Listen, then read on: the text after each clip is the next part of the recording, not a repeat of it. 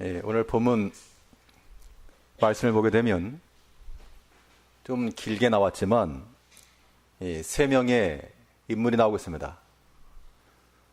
첫 번째 인물은 다윗이 압살롬을 피해 도망할 때 그를 쫓아가면서 저주하였던 시므에 관한 이야기고, 또 하나는 사울의 아들 요나단의 아들 무비보셋에 관한 이야기입니다. 그리고 마지막으로 바르실레라고 하는 한 노인에 관한 기사입니다. 오늘 본 말씀을 토대로 은혜의 개척이라는 제목으로 하나님의 말씀을 증거하겠습니다. 어떤 농부가 밭에서 일을 하다가 웬 토끼 한 마리가 뛰어오더니 옆에 있던 나무 기둥에 머리를 부딪히고 기절한 것을 들고 갔던 이야기가 있습니다. 이 농부가 가만히 생각해 보니까 너무 횡재입니다. 횡재. 나 이거 땀 흘리면서 수고하는 것보다 요 토끼 한 마리가 와가지고 헤딩하면 좋겠다. 그래서 그 다음 날부터 일하는 거는 팽개치고 나무 옆에 앉아가지고 토끼가 와서 부딪히기를 기다렸답니다. 그것을 가리켜 수주대토라고 말하는데 어리석은 표현입니다. 토끼를 잡으려면 두 가지 방법이 있겠죠. 하나는 이 토끼가 와서 부딪혀가지고 쓰러지면 주워가는 거. 또 하나는 토끼가 있는 곳을 찾아가가지고 저놈을 잡는 거. 우리가 하나님의 은혜를 받는다 할 때도 어떤 종류의 사람들이 있는가 하면 마치 이 수주대토와도 같이 가만히 있다가 어쩌다가 한 번씩 들어오는 그런 은혜를 구하는 분도 계시고 그것으로 만족하는 분도 있고, 그러나 그것으로는 우리가 영적인 충만을 받지 못합니다. 우리 믿음의 성도들은 하나님의 은총이 어디 있는가를 찾아 나서야 됩니다. 그럼 기다리는 것과 찾아 나서는 것, 어떤 차이가 있는가? 우리가 하나님의 은혜를 기다리는 것 중요한데, 찾아 나선다는 것은 내가 하나님의 은혜를 받아야 되겠다, 그 간절함의 표시죠. 우리의 모든 신앙생활 가운데 우리가 예배도 하고 기도도 하고요, 여러 가지 봉사를 하더라도 우리 마음이 그냥 그 상태로 계시면 이건 뭐 토끼 나무에 부딪히는 거 기다리는 겁니다. 어쩌다가 설교 한번 은혜로우면 은혜 받았다 그러지 마시고, 그럴 가능성은 없으니까 그냥 아예 처음부터 은혜 받겠노라라고 하는 그 마음 가지고 예배하는 자리에 서셔야 되고요, 그 마음으로 기도하실 때 하나님께서 우리에게 은혜를 주시는 겁니다.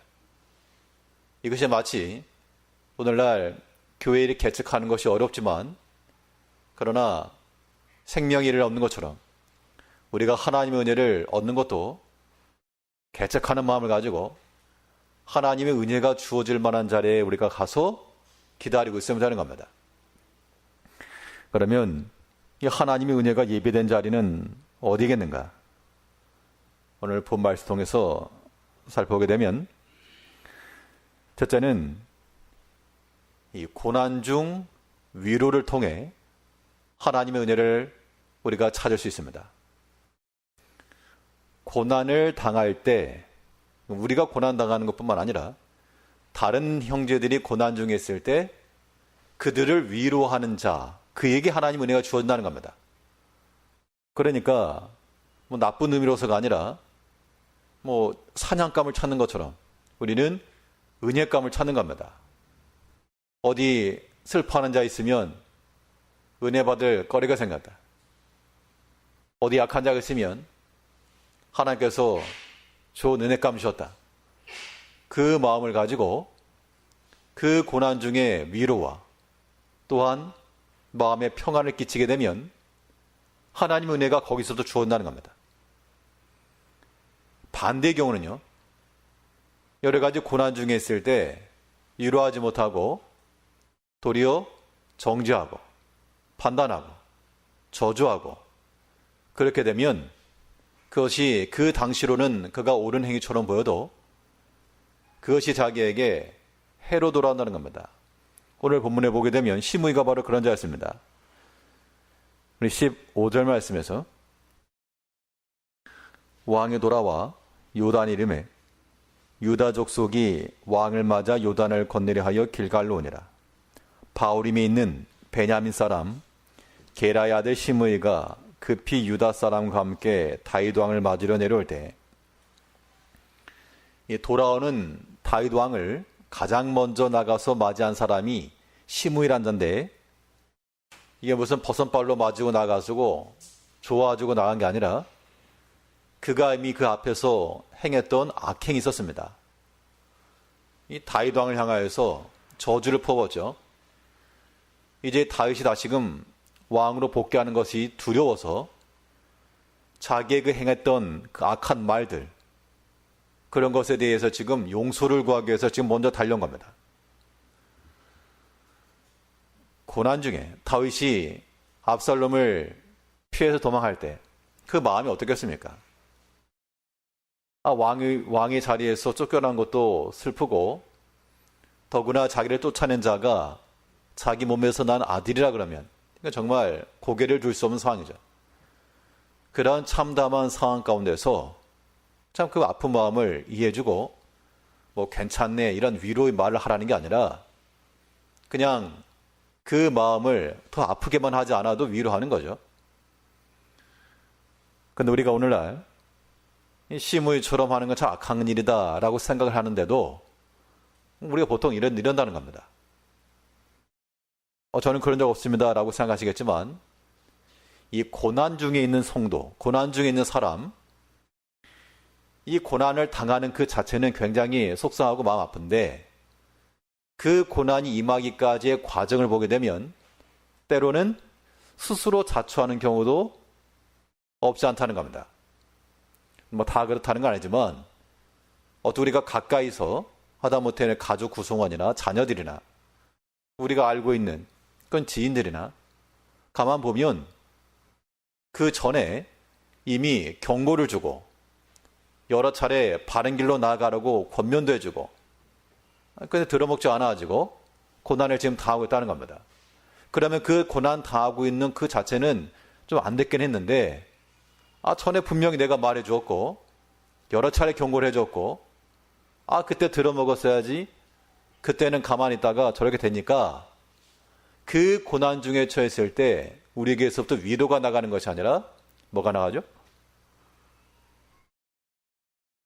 책망이 나가요. 책망. 내가 그러니까 뭐라 그랬느냐? 내가 그래서 그러지 않았느냐? 보통 그런다는 겁니다. 우리 부모들이 자녀를 훈육할 때도 그런 경향이 많이 있습니다. 당연히 부모가 자녀를 사랑하는 마음을 가지고 할 것과 하지 말 것 여러 가지 권면을 하죠. 근데 뭐 아이들이 뭐 들어먹어야 말이죠. 그러다가 여러 가지 어려운 때를 당하게 되면 이 부모의 마음이라고 하는 게 위로가 나가는 것보다도 이제 속에서 이제 화가 나는 겁니다. 속이 상해서 그래. 속이 상해서 그 속상함이라고 하는 것이 목소리가 높아지게 되고 축복을 해줘야 될 그 자녀들에게 도리어 그 반대의 말이 나게 될 수 있다는 겁니다. 이런 것들이 다 고난 중에 위로를 하지 못하였던 시므이와도 같은 마음이라는 얘기죠. 우리가 그런 마음을 가지고 경계해야 됩니다. 그래서 이 정죄의 판단이 우선하지 않는 것, 이거 자체가 우리가 할 수 있는 위로입니다. 뭐 코로나 때문에 비대면, 비접촉 이게 유행이죠. 위로를 한다는 것도 가지고 그 한마디 건네가지고 괜찮다, 아니면 어깨를 토닥여주면서 괜찮아, 그것만 위로가 아니고요. 때로는 가만히 침묵해 주는 것도 힘을 실어주는 겁니다. 우리 보통 몰라서가 아니라 다 알죠. 내가 어떤 상황 때문에 이런 처지에 처한지 알고 또 어떻게 돼야 될지도 아는데 옆에 자꾸 말하면요, 좋은 말이고 바른 말인데도 듣기 싫을 때가 있다는 겁니다. 위로가 안 된다는 얘기죠. 물론 그 사람의 마음 상태가 어렵기 때문에 그렇게 받아들이는 것도 있지만 그렇게 말하는 사람도 문제입니다. 우리가 답을 주려고 하는 그런 해답자의 위치에 서고자 하는 유혹을 많이 받지만 하나님의 우리가 은총을 받는 자가 되려면 그렇게 해주건 안 되고 우리는 그 아픔을 함께 아파할 줄 알고 함께 위로해 줄 줄 알고. 그러니까 시므이도 다윗 왕을 욕했을 때는 아마 베냐민 지파의 대표격으로 내가 총대 맨다. 그래서 할 말 한다라고 해서 했을 겁니다. 베냐민 지파 입장에 보면 틀린 말 아니죠. 사울 가문 입장에서 보면 다윗이 비록 뭐 하나님의 기름을 받았고 뭐 어쩌고 저쩌고 해도 자기들 입장에서 보면 우리 가정, 우리 집안을, 우리 지파를 아주 끝장을 냈으니까 그 시므이 입장에서 보게 되면 할 만한 겁니다. 그러나 그 결과를 놓고 보니 시므이가 말했던 그 말들은 지금 다윗 왕이 앞에 와가지고 용서를 구하는 걸 보니까 그의 행위는 바른 행동이 아니었다. 이제 우리 성도들이 우리가 고난 중에 있을 때 위로를 받길 바라는 것처럼 또 고난 중에 있는 우리 자녀들이나 우리 형제들에게도 꼭 답을 주려고 하지 마시고 답은 하나님께서 얼마든지 줄 수 있으니까 우린 도리어 그들의 친구가 되며 아픈 동반자가 되고 그런 마음을 가지고 우리가 위로하게 되면 하나님께서 그 위로하는 자의 마음속에 더 큰 은혜를 주신다는 겁니다.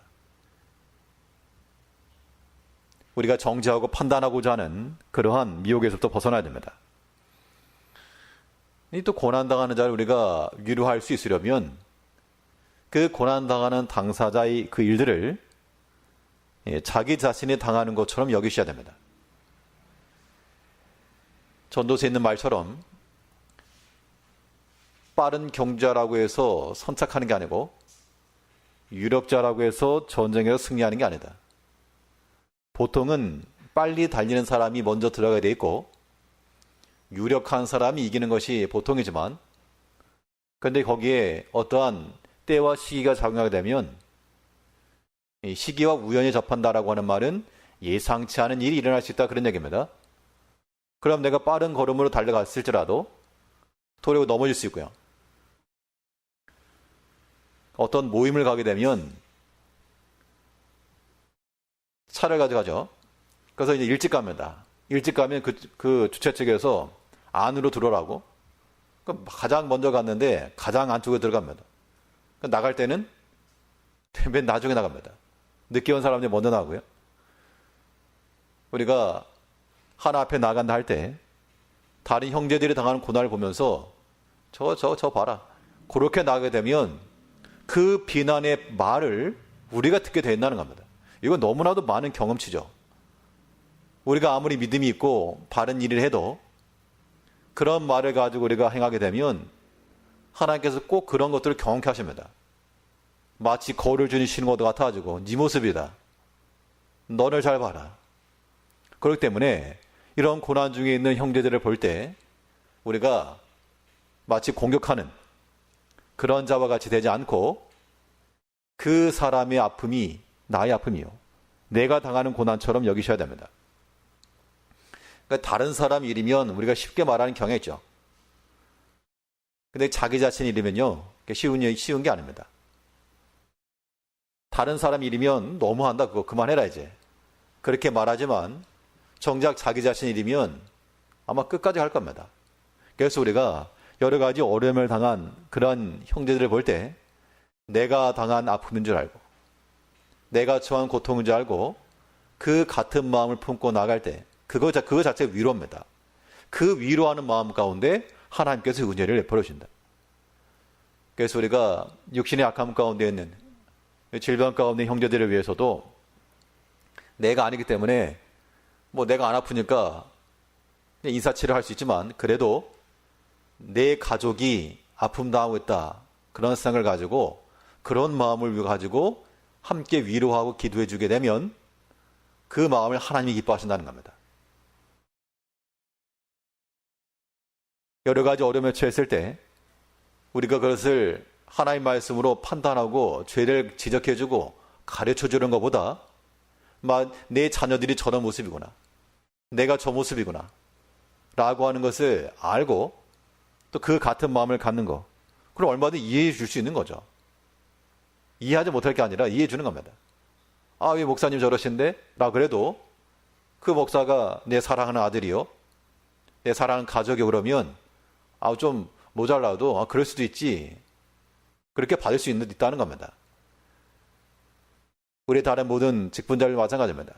때로는 저러신데? 라고 생각할 수 있어도 그 분이 내 형제요, 내 부모요, 그런 마음을 가지고 나가면 우리가 우리 마음속에 품어주지 못할 이유가 하나도 없다. 하나님께서 그런 마음을 바라시고요, 그렇게 긍휼을 베푸는 자에게 긍휼이 있을 것이다. 불쌍히 여기는 마음 가운데 하나님께서 은혜를 주실 것이다 약속을 하신 겁니다. 시므이라는 자는 다윗이 곤란함을 당했을 때 그가 바른 소리를 가지고 다윗을 깨닫게 하려 하였으나, 그러나 시간이 지나고 나니까 이 시므이가 잘못했다라고 하는 것이 지금 드러났고, 그가 다윗에게 와서 용서를 구하고 지금 목숨 살려줄 것을 구하고 있습니다. 여기서 또한 다윗은 그 시므이에 대해서 보복성 행위를 하지 않고, 내가 너의 원수를 갖게 너를 하지 않고, 옆에서 아비살한 자가 그렇게 건의를 했지만 오늘은 사람 해야 할 수 없다. 물론 나중에 그의 유언 가운데는 솔로몬에게 시므이의 죄를 잊지 말아라 경고를 주긴 했으나, 다윗은 시므이에게 복수의 칼을 갈진 않았습니다. 이제 우리가 여러 고난 중에 있는 형제들을 보면서 그 고난 중에 있는 자들을 위로해 주시고, 뭘 가서 가르치고 답을 줘라 이런 얘기가 아니고요, 같이 아파할 줄 알고 같이 옆에 있어줄 줄 알고, 마치 내 형제요, 내 자매요, 내 부모와 같은 마음을 가지고 충분히 용서해주고 충분히 이해해주고, 그런 마음을 가질 때 하나님께서 그 마음을 귀히 여기시고 복을 더하실 거라는 겁니다. 하나님 은혜가 우리 마음 가운데 부족하다 그러면 이 사냥감 찾아 나서는 것처럼 은혜감을 찾아 나셔가지고 아픈 자들 찾아가 주시고요, 힘들어하는 자들 권면해 주시고요, 기도해 주시고, 그런 마음을 가지고 하나님께 주시는 은총을 받아 누리는 성도님들 되시길 바라겠습니다. 둘째로, 하나님의 은혜가 예비된 자리가 또 어디인가? 욕심을 포기하는 자리에서 하나님의 은총이 주어지는 겁니다. 사람이 무엇인가를 많이 가지려고 과도한 탐심을 가지고 여러 가지 계획을 가지고 실행해도 그 얻는 것이라고 하는 것이 하나를 얻으면 뭐합니까? 두 개가 나가는데. 그래서 우리는 욕심이나 탐심을 가지고 나가는 그런 것이 아니라, 아무튼 이 욕심과 탐심이 들어올 때마다 그걸 버려야 됩니다. 그 버린다는 것이 쉽지 않지만, 우리가 하나님의 은총을 받으시려면, 하나님의 은혜를 담는 자가 되려면 우리 마음속에 일어난 온갖 종류의 그러한 탐하는 마음들을 다 쏟아야 됩니다.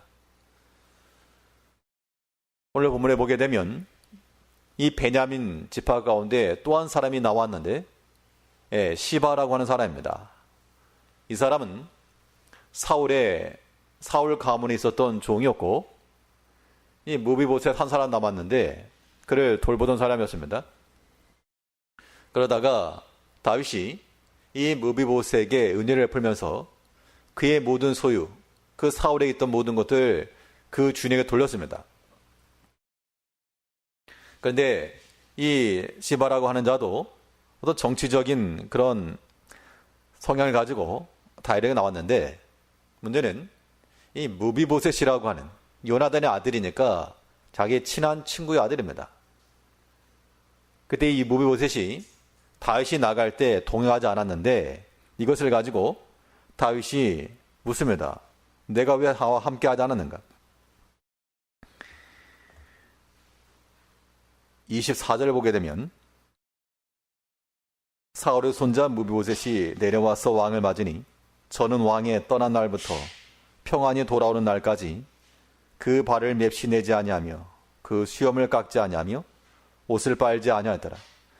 예루살렘에서 와서 왕을 맞을 때에 왕이 저에게 물어가로되 무비보셋이여 내가 어찌하여 나와 함께 가지 아니하였더냐? 대답하되 내 주 왕이여 왕의 종 나는 절뚝발이므로 내 나귀의 안장을 쥐어 타고 왕과 함께 가려 하였더니 나의 종이 나를 속이고 종 나를 내 주 왕께 참소하였나이다. 내 주 왕께서는 하나님의 사자와 같으시니 왕의 처분대로 하옵소서. 이 사실 무비보셋과 그의 사원에 관한 기사는 정반대의 내용을 다루고 있습니다. 누가 옳으냐 그러냐 진실 게임이 펼쳐지고 있는데, 우리가 여기서 이해할 수 있는 힌트는 이 성경을 기록한 성경 저자가 어떠한 방향으로 이 말을 썼는가, 그거를 보면 우리가 이것을 해석하는 방향을 찾을 수가 있겠는데요. 24절을 보면 이겁니다. 사울의 손자 무비보셋이 내려와서 왕을 맞으니 저는 왕의 떠난 날부터 평안히 돌아온 날까지 그 발을 맵시내지 아니하며 그 수염을 깎지 아니하며 옷을 빨지 아니하더라. 이거는 이 사무엘서를 기록한 이 저자의 판단입니다. 이 말인즉슨 지금 이 무비보셋과 그 사원의 이야기가 상충되고 있는데, 이 무비보셋이 어떠한 사람이라고 하는 것을 지금 보여주고 있습니다. 암묵적으로. 그러니까 시바와 같이 어떤 자기 온 아들들 다 대동해가지고 세를 과시하는 그런 의미가 아니고, 이 무비보셋이 다윗을 향한 진정성이 있었고 진실하였다, 이것을 의도적으로 표현해 주었습니다. 물론 이 다윗 왕은 이 베냐민 지파와의 지금 상황이라고 하는 것이 전쟁 중에 돌아왔으니까 백성 하나로 모으는 게 중요하죠. 또 이 베냐민 지파, 특히 사울 가문과의 화합하는 것도 굉장히 중요한 일이기 때문에 여긴 정치적인 판단이 들어갈 수 있습니다. 그래서 이 다윗의 결론은 무엇이었는가 하면, 무비보셋과 또 그 사환이 소유를 반반씩 나눠라, 그렇게 판단을 내렸습니다. 그때 이 무비보셋 뭐라 말했는가 하니, 29절을 보시면요, 왕이 저에게 이르되 내가 어찌하여 또 내 일을 말하느냐. 내가 이르노니 너는 시바와 밭을 나누라. 무비보셋이 왕께 구하되 내 주 왕께 평안히 돌아오시게 되었으니 저로 그 전부를 차지하게 하옵소서 하니라. 무비보셋이 기분 나빠가지고 다 줘버려, 그렇게 말했다는 그런 견해도 없지 않으나, 전체적 흐름을 보게 되면 그런 의미가 아니고, 이 무비보셋이 다윗과 함께하려 하였으나 그 종이 따르지 않았고, 그러니까 안장을 지운다라고 하는 것도 이제 본인이 할 수 없으니까 시킨 거겠죠. 근데 그 종이 그걸 듣지 않고 도리어 그가 타고 나오려 했던 그 나귀를 그 사환이 다윗에게 가지고 나와버렸습니다. 결국 이 무비보셋을 통해서 우리가 알 수 있는 바는, 속임과 거짓을 통해서 무엇인가를 얻으려 할 것이 아니요, 우리는 그러한 것들을 내려놓아야 될 것을 말하고 있습니다. 사람이라고 하는 그런 특성이 자기도 모르게 거짓을 행할 수도 있고요, 순간적으로 자기도 모르게 아닌 말을 할 수도 있고 아는 척을 할 수 있고, 그럼 이제 신앙 인격이 있으나 그렇게 해서 우리가 얻고 취하는 것은 점점 횟수가 많아지고 그런 것들이 경험이 많아지게 되면 더 위험해집니다. 또 담대해지는 거지, 나중에는. 그렇기 때문에 아예 처음부터 우리의 마음속에 있는 여러 가지 속임과 거짓을 통하여서 얻으려고 하는 그 자체가 우리 마음에 탐하는 겁니다. 탐하는 것. 어떤 거룩한 열망을 가지고 나가는 것 이외에 우리 마음속에 탐하는 마음을 가지고, 탐한다라고 하는 것은요, 거짓과 속임을 통해서 무엇인가를 얻고자 한다는 겁니다. 그런 걸 버리지 않으면 내가 무엇인가 얻었어도 그것 또한 다 놓치고 마는 겁니다. 뿐만 아니라 무비보셋 입장에서 보게 되면 원래 그 사원이 다 차지하고 있던 것들을, 왜냐하면 그 아들들이 15이나 되었고, 무비보셋은 왕의 아들이었다 해도 다리가 불편하고 혼자서 아무 힘을 쓸 수 없죠. 그때 이 다윗은 이 무비보셋에게도 그 절반을 준 겁니다. 그러면 내가 10을 가지고 있다가 5개가 나갔다, 큰 손해인데 남아있는 5개, 그 남은 것들을 또 귀하게 여기면 우리가 하나님의 은혜를 얼마든지 찾는 겁니다. 우리 성도들의 삶에도 마찬가지입니다. 우리가 아무리 유익한 것과 좋은 것을 얻으려고 해도 때로 손해 나는 것도 많이 있습니다. 5개 했다가 하나 없어지고 10개 했다가 3개 없어지고, 그럼 없어진 것만 보게 되면 참 속상한데, 그래도 하나님께서 우리에게 남겨주신 것이 분명히 있다는 겁니다. 분명히 있어요. 우리가 지금 아무리 어려움이 있고 위기에 처하였고 궁핍하다 그래도 하나님께서 우리에게 여전히 남겨주신 것이 있다. 그걸 어떻게 하는가? 지금 상황에서 더 나빠질 수도 있기 때문에, 지금 상황보다 더 안 좋아질 수 있는 상황도 분명히 있기 때문에 지금 그런 상황이 임하지 않은 것 자체가 은총인 거죠. 그러므로 우리가 하나님 앞에 나간다 할 때는, 그 은혜를 얻는다 할 때는 어디서 뭔가 새로 얻어야지만 얻어지는 게 아닙니다. 이미 가지고 있는 것을 새롭게 발견하는 것도 굉장히 큰 겁니다. 이제 우리가 하나님 앞에 은혜를 받는다라고 하는 것, 어디 딴 데 가지고 무작정 담으려고 하지 마시고, 이미 하나님께서 우리에게 허락하신 것, 그 남아있는 거, 그거 귀하게 여기시고요. 그것에 충분히 감사할 수 있어야 됩니다. 그래야지 하나님의 은혜가 더 주어지는 거죠. 하나에 감사할 줄 모르는데 2개를 주실 수가 없다는 겁니다. 하나님께서 우리에게, 그럼 어디까지 한번 내려가나 보자. 작은 거 감사 못해? 하나 가져가시고, 하나 가져가시고, 마지막에 정말 절박한 상태에서 정말 하나님 다 가십시오. 하나님께 모든 걸 다 의탁하는 그 순간, 그때부터가 하나님의 은혜의 출발이죠. 우리의 지혜를 가지고 간접 경험을 가지고 있으면 신속하게 엎드리는 겁니다. 신속하게.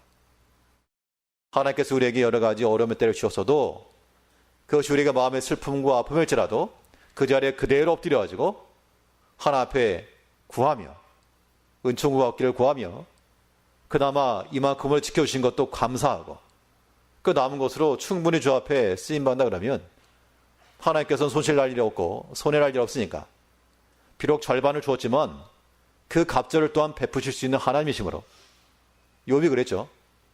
그의 가지고 있던 재산, 자녀 상실하 했으나 하나님께서 10배나 부어줬다는 겁니다. 이제 우리가 하나님의 은혜 받는 자들 되기 위해서는 우리 마음속에 일어나는 모든 탐하는 마음들, 속이고 또한 거짓으로 행하고자 하는 마음 버리시고요. 사정이 아무리 안 좋아도 하나님께서 우리에게 그래도 은총으로 남겨오신 것들, 그것마저 없어지기 전에 그것만으로도 감사하시고요. 그 은총 가운데 나가게 되면 거기서부터 하나님께서 또한 갑절의 은총을 주시는 겁니다. 그런 마음을, 그런 패턴을 가지고 하나님 은혜에 있어서의 부유한 자들이 되셔야 되겠습니다. 셋째로, 이 은혜가 예비된 자리가 또 어디인가? 넉넉한 섬김을 통하여 하나님의 은총이 채워지는 겁니다. 오늘 본문을 보게 되면 이 또 바르실레라고 하는 사람이 나옵니다. 이 바르실레라고 하는 사람은 상당히 물질에 있어서 풍성한 거부였다라고 표현했습니다. 다윗이 어려움에 처했을 때, 그가 유다 지파도 아니요, 본 이스라엘 사람도 아니었지만, 그가 그 소식을 듣고 다윗에게 나와 여러 가지 필요한 물품들, 먹을 것과 마실 것, 그 다음에 여러 가지 침구들, 그런 걸 가지고 나와가지고 곤란에 처했던 다윗에게 필요를 채워주었습니다. 이 바르실레가 뭔가 기대감을 가지고 반대급부를 바라고 했던 거 아니고, 그런 걸 많이 바랬다 그러면 도망가는 다윗에게 하는 게 아니고 이제 신은 강자로 떠오른 압살롬을 줄을 서야겠죠. 근데 바르실레는 그런 목적이 아니라 말 그대로 자원하는 마음을 가지고, 스스로 돕고자 하는 마음을 가지고 이 다윗을 도와줬다는 겁니다. 그랬더니 이 다윗이 바르실레에게 은혜의 보답을 줬습니다. 그러니까 바르실레 입장에서 보면 자기의 넉넉한 섬김과 희생을 통하여 하나님의 은혜를 받은 겁니다. 31절 말씀에서, 길앗 사람 바르실레가 왕을 보내어 요단을 건네려고 로글림에서 내려와서 함께 요단에 이르니, 바르실레는 매우 늙어 나이 80세라. 저는 거부인 고로 왕이 마하나임에 유할 때 왕을 공개하였더라. 이게 거부기 때문에 다윗을 도운 게 아닙니다. 물론 그가 가지고 있었으니까 도왔겠죠. 근데 그가 거부였기 때문에 도운 게 아니고 도움을 베풀고자 하는 마음이 있었기 때문에 그의 가지고 있던 그 거부 가운데서, 그 물질 가운데서 일부를 섬길 수 있었다는 겁니다. 우리가 주를 섬기는 것도 마찬가지입니다. 그러니까 하나님의 교회를 섬긴다는 것도 그렇고 우리가 주를 위해 봉사한다는 것도 그렇고요. 보통은 사정 좋아지면, 형편이 나아지면 그렇게 말하기 쉽죠. 좋은 말인데 핑계입니다. 그렇지 않아요? 왜 그렇지 않는가 하면 물론 100%라고 말할 수 없지만 실제로 사정이 어려워서 못하는 경우도 있죠. 그런데 하나님께서 우리에게 원하시는 바라고 하는 것은 너희 마음이 어떠하냐 이걸 보시는 겁니다. 상황이 좋아가지고 그 남은 상황 가운데서 한다. 하나님 그걸 보시는 게 아니고 하나님은 물질이 필요하신 것도 아니고 뭐 돈이 필요한 것도 아니시니까 하나님께서는 한 과부에 그 동전 2개 그걸 더 크게 여기셨습니다. 상황을 좋아지고 그렇게 섬기려고 그랬으면 그 사람 평생 주님 못 섬겨요. 하나님의 큰 능력이 역사 언제 나타났는가? 하나님을 전적 믿고 신뢰하는 그 집에 나타났죠. 형편이 넉넉해가지고 그 넉넉한 것을 드려서 된 게 아니고 부족한 중에서라도 작은 걸 드렸을 때 자기의 전부를 드는 겁니다. 그러니까 거기서 하나님의 능력이 역사 나타났죠. 바르실레도 그가 많은 걸 드렸지만 그 액수만 본 것이 아니고 그의 자원하는 마음을 본 겁니다. 아마 바르실레가 거부가 아니었을지라도요. 비록 동전이 2개밖에 없었을지라도 그의 마음이 만일 동일한 마음이었다면 자기의 모든 걸 들여서 또한 섬겼을 겁니다. 우리의 마음이 어떠냐 이걸 보는 거죠. 우리도 말하기를 더 나은 형편, 더 좋은 상황, 우리가 그걸 말하지만 하나님께서 우리에게 주시는 바는 그런 거 말고 내 마음이 어떠한가. 하나 앞에 인색하지 않고 주를 위해 충성하며 그 낮아지고 헌신하는 그 마음 속에 내가 너에게 은혜를 베풀어 주겠다. 하나님께서 지금 그것을 말씀하고 있습니다. 바르실레는 자기의 것을 섬긴 결과 다윗에게 제의를 받았습니다. 나와 함께 왕궁으로 가자. 이때 바르실레는 노역에 내가 이제 돈도 많고 이제 감투 하나 쓰면 되겠다. 그런 말을 한 게 아니고 나는 본성에서 돌아가겠습니다. 본성으로 돌아가겠습니다. 대신에 김함이라고 하는 사람을 추천해서 이 자가 왕과 함께 가길 원합니다. 그러니 이 바르실레라는 사람은 여러 가지 기회를 나눠주고 베풀어주고 제공한 사람이었습니다. 그 한 사람을 통해서 많은 사람이 풍성함을 누린 거죠. 우리 인생이 바로 그런 인생이 되기를 소망하셔야 됩니다. 물론 물질적으로 풍성하여서 베푸는 것도 귀한 것이요. 우리가 하나님을 섬긴다라고 하는 것이 꼭 물질로만 아니니까 우리가 또한 마음을 다하고 정성을 다하여 주를 위해서 얼마든지 섬기고자 하는 마음을 가질 때 이때 중요한 것은 넉넉한 마음을 가지고 인색하지 않고 자원하는 마음으로 기쁜 마음으로 주를 위해 나가면 하나님께서 그런 마음 가운데 하나님의 은혜를 채우신다는 겁니다. 꽉꽉 눌러가지고 하나님의 은혜가 있을 만한 곳에 우리가 서고 그 자리에서부터 하나님의 은총을 받는 자들 되어야 됩니다. 우리가 하나님의 은혜를 조용히 기다리는 것 중에 하나, 그 기다린다라고 하는 것은 우리가 적극적으로 찾아 나서는 겁니다. 하나님의 은혜가 주어지는 그 자리에 하나님의 은총에 메말라 그 은혜를 간절히 사모하는 그러한 사냥감을 노리는 짐승과도 같이 우리가 하나님의 은혜를 찾는 그런 성도들이 되어서 모든 고난 중에 있는 자들 찾아가 위로하며 같이 눈물 흘려주며 기도될 줄 알며 하나님께서 우리에게 주신 것을 가지고 충분히 섬기고 넉넉한 마음으로요. 그러한 베푸는 마음, 긍휼히 여기는 마음 속에 하나님께서 또한 우리에게 큰 은혜를 채워주실 것을 믿고 하나님 앞에 이 은혜를 충분히 누리는 은혜의 문을 열어가는 성도님들 되시길 바라겠습니다. 기도하겠습니다.